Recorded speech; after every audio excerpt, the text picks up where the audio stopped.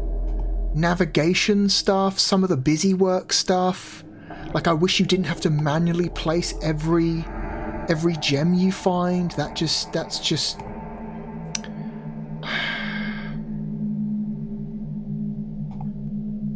I don't know, it feels like busy work. Feels like this part of the game should be taken care of for you. Also, as much as I like the way the Oracle speaks, sometimes he just doesn't tell you what you need to know about a puzzle. Sometimes his weird, like, double speak, his gibberish, is just kind of gibberish and doesn't really tell you the things you need to know to help you solve a puzzle. They're not really hints. And I'm not asking for him to just tell you what you know, okay, click this, move this over here. Just like, say, give me the rules of the puzzle in no uncertain terms. The tasks resolved no uncertain terms are marked here are 8. Not asking him to give me the solution, I'm just asking him to give me easy to understand rules that help me solve the puzzles in this game. But yeah, other than that, this game's cool.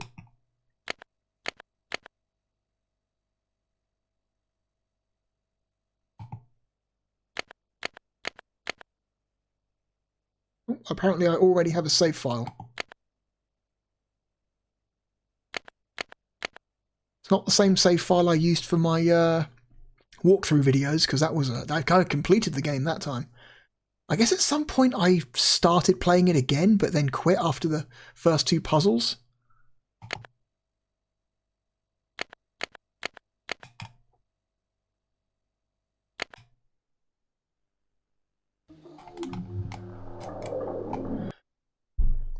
Do the ABC start.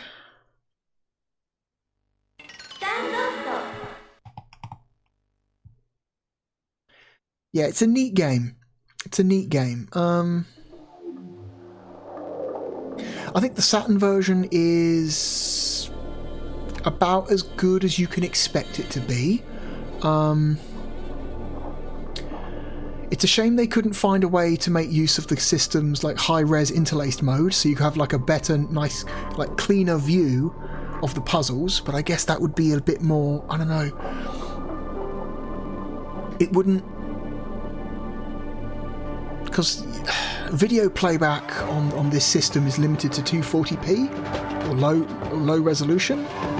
So I guess the juxtaposition between the if they used high resolution stills, the juxtaposition between the high resolution stills and the super low resolution transition videos would have been too much. It would have been jarring, maybe. That's why they chose to do it, because it was a stylistic, for like stylistic reasons. But there are certainly parts of this game where I wish it was what you were looking at was a little bit clearer. Anyway, let's turn off the game and then go to our list. All right, where the hell are we going to stick Jewels of the Oracle? It's not a bad game. It's interesting. It's got some good ideas. It's actually quite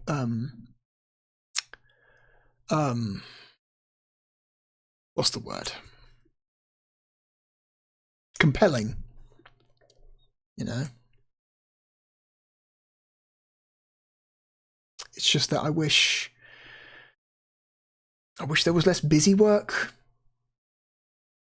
I wish the rules of the puzzles were given to you a little bit more clearly, and I wish navigating that damn room was a lot easier in terms of like figuring out what side of the well you need to be on, because the well, all 6 edges of the well look identical from a distance, so you kind of have to keep track of in your head where you are, or have a map on hand, like we did here. I'm going to say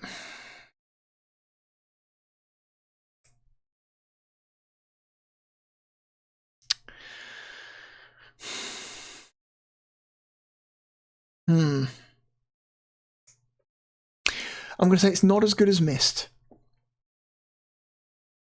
This form of first-person, it's not really an adventure game. It's more of a puzzle game with the visual stylings of a first-person adventure game, like a Myst.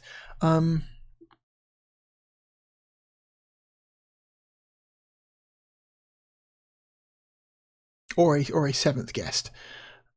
And again, Seventh Guest is not really an adventure game either. That's just a puzzle game that's with the stylings of Myst. I'm gonna say Myst is better. This is me because I'm weird and I'm broken inside, but I kind of prefer the Mansion of Hidden Souls. The Mansion of Hidden Souls is fucking weird in a really fascinating way, and it is, as a result, a lot more interesting to play because of its weirdness.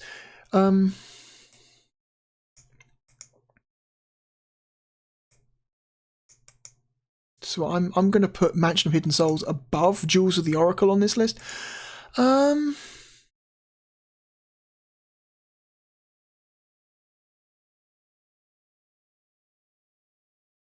Terry Pratchett's Discworld is a better game.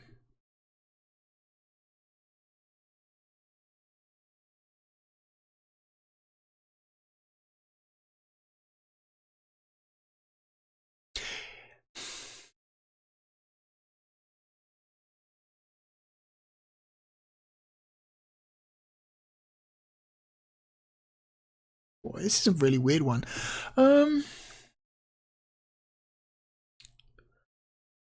The Clockwork Knight 2 is a better game.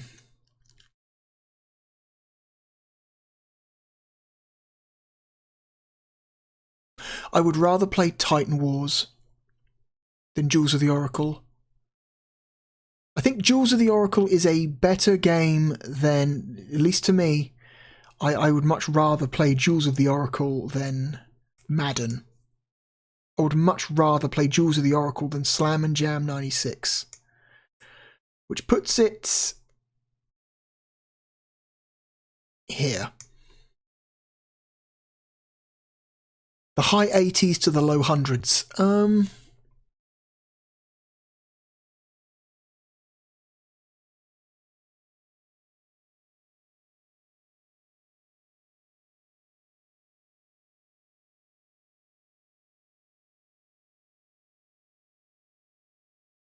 I don't like it as much as Siberia.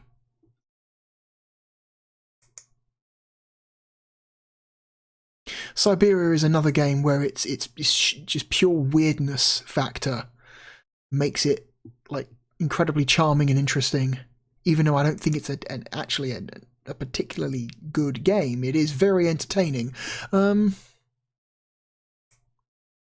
I ironically like Siberia more than I unironically like Jewels of the Oracle, you might say.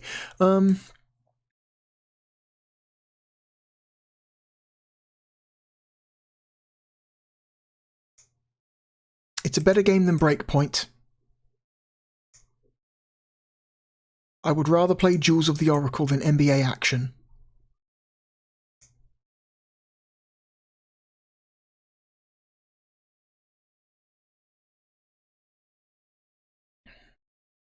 I would rather play Jewels of the Oracle than Blackfire.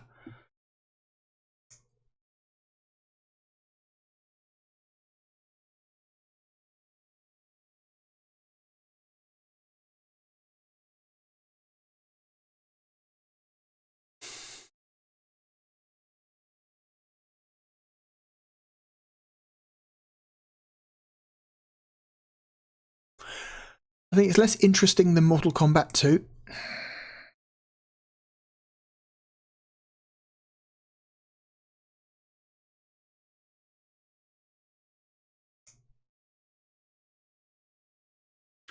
I'd rather play Jewels of the Oracle than Virtual Golf. Blam Machine Head is a better game.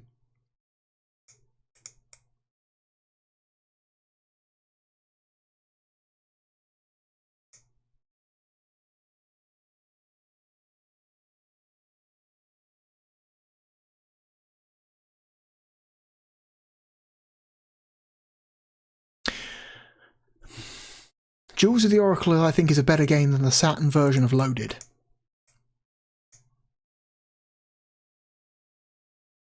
As much as I like Kenji Ino's D, it is an incredibly...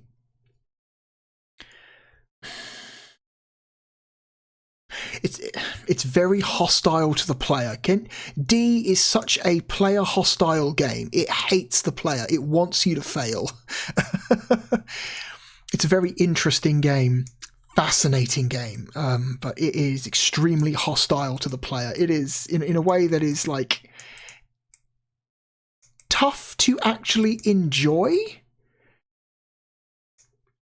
You play D because you're curious about it, not because you're actually having fun. That's the main reason you play D, out of fascination rather than enjoyment. So I'm going to say Jewels of the Oracle is better than D. This is a me thing, again, because I'm broken inside. I don't like NBA Jam. I recognise that it is a very well-made video game, but unfortunately it's going up against the two-headed monster inside me. That is, I don't like basketball and I don't like Midway games. So...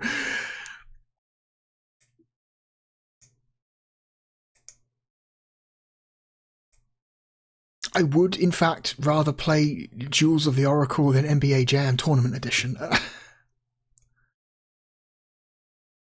To some people, that's going to be hard to understand, but that's just me. That's just me. That's who I am as a person. Like I said, broken inside.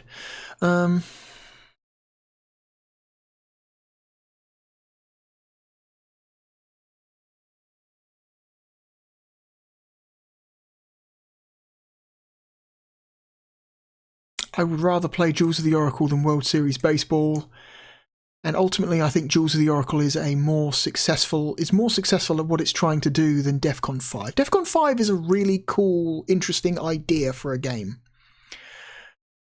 but I think it relies a little bit too much on trial and error and trying to figure out what the fuck you're doing.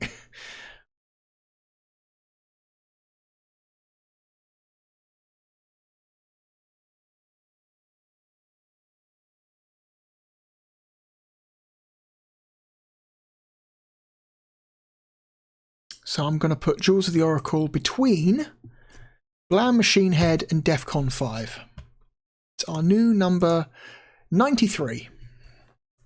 Congratulations to Jewels of the Oracle for being a top 100 Sega Saturn game, for now. Cool. So, next week, we have 3, not 1, not 2, 3 extremely questionable games. Remember when we had that that video recently of Grid Run, Blast Chamber, and Batman? It was 3 extremely mediocre games in one video.